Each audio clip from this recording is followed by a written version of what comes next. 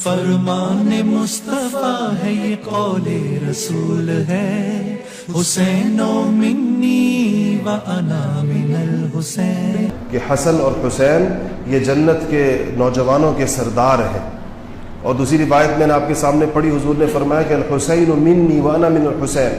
کہ حسین مجھ سے ہیں اور میں حسین سے ہوں۔ آپ صلی اللہ علیہ وسلم کو اپنے ان دونوں نواسوں سے بڑی غیر معمولی محبت تھی، حدیثی کتابوں کے اندر اس کا ذکر آتا ہے، اور حضور صلی اللہ علیہ وسلم کی محبت کی وجہ سے صحابہ کی پوری جماعت ان سے انتہائی محبت کرتے تھے، ان دونوں حضرات سے۔ تو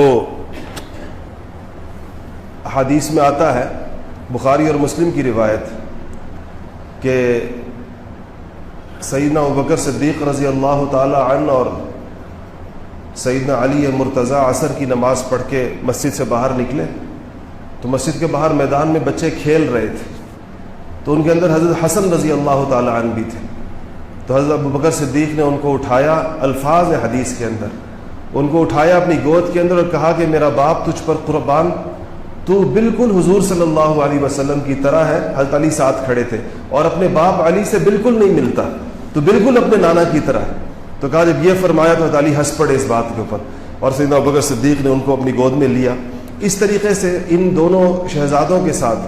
جو جنت کے نوجوانوں کے سردار ہیں، صحابہ کی پوری جماعت کی بڑی عقیدت بھی تھی اور بڑی محبت بھی تھی۔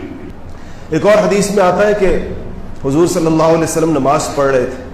اور یہ دونوں شہزادے آ جاتے تھے۔ عام طور پر بہت سی روایات کے اندر آتا ہے کہ آپ نماز پڑھتے تھے تو یہ آپ کی کمر کے اوپر سوار ہو جاتے تھے، آپ سجدے میں گئے جس طرح بچے کرتے ہیں، آپ لوگوں نے بھی گھروں کے اندر دیکھا ہوگا۔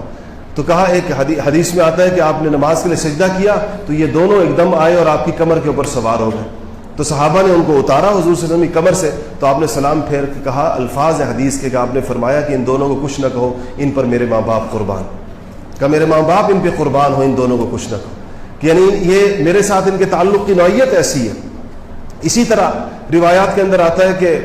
حضرت فاطمہ رضی اللہ تعالی عنہا حضور صلی اللہ علیہ وسلم کے مرض الوفات میں آپ کے پاس تشریف لائیں، اور دونوں بیٹے اپنی گود کے اندر تھے، اور آپ سے کہا کہ یا رسول اللہ اپنی میراث میں سے، یعنی جو آپ کو اللہ تعالیٰ نے جو کمالات دی ہیں، نبیوں کی میراث تو وہی ہوتی ہے، مادی میراث مراد نہیں تھی، روحانی میراث مراد تھی۔ کہا یا رسول اللہ اپنی میراث میں سے ان دونوں نواسوں کو بھی کچھ عطا ہو۔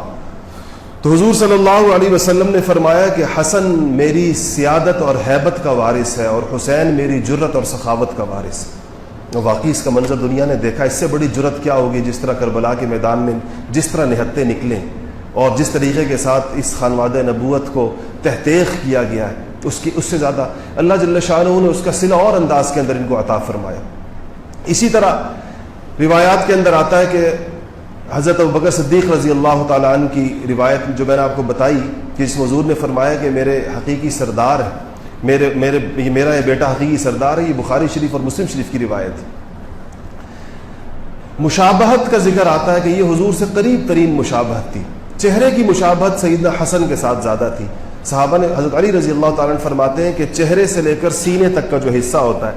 انسان کا، کہا یہ حضرت حسن کا حضور جیسا تھا، حضور سے بہت ملتا جلتا تھا، اور سینے سے لے کے پاؤں مبارک تک کا جو حصہ تھا، کہتے ہیں یہ حضرت حسین کا حضور سے بہت ملتا تھا۔ یعنی دونوں نواسے جو تھے حضور صلی اللہ علیہ وسلم، صحابہ جب بھی ان کو دیکھتے تھے تو ایک تو قرابت کی رشتہ داری ہے، ایک ان کو دیکھ کے حضور کی یاد تازہ ہوتی تھی، کہ ان کو دیکھ کے حضور جیسی شباہت ان کے اندر نظر آتی تھی۔ سیدنا عمر فاروق رضی اللہ تعالیٰ عنہ کا عدل مشہور ہے، ان کو عدل فاروقی محاورہ ہے اردو زبان کا، بلکہ اسلامی تاریخ کے اندر ایک استعارہ ہے عدل کا، کہ عدل عمر فاروق جیسا بندہ سے زیادہ عدل کس نے کیا ہوگا۔ آپ نے جب وظائف مقرر کیے حضرات صحابہ کے بیت المال سے، تو سب سے زیادہ وظائف آپ نے بدری صحابہ کے مقرر کیے، جن لوگوں نے بدر میں شرکت کی۔ جب بھی صحابہ کے اندر فضیلت کے معیارات قائم کیے جاتے تھے، سب سے اونچا اصحاب بدر کو سمجھا جاتا تھا کہ یہ بدری ہیں۔ احادیثی کتابوں میں روایات کے اندر صحابی کے سے روایت ہوتی ہے کہ انہوں نے حضور سے روایت کی، ساتھ محدث لکھتے ہیں کہ وہ بدری تھے، ان کا بدری ہونا ذکر آتا ہے کہ بدر میں شرکت کی تھی۔ تو 5000 درہم سالانہ ہر بدری صحابی کا وظیفہ مقرر کیا بیت المال سے سیدنا عمر فاروق رضی اللہ تعالیٰ عنہ۔ حضرات حسنین کریمین بدر کے موقع پر ابھی پیدا بھی نہیں ہوئے تھے، بلکہ ان کے ابھی تو والد کی شادی بھی نہیں ہوئی تھی، لیکن ان کا وظیفہ بھی عمر فاروق نے 5000 درہم مقرر فرمایا۔ کہا یہ رسول اللہ کے نواسے، یہ حضور کی آنکھوں کی ٹھنڈک۔ اور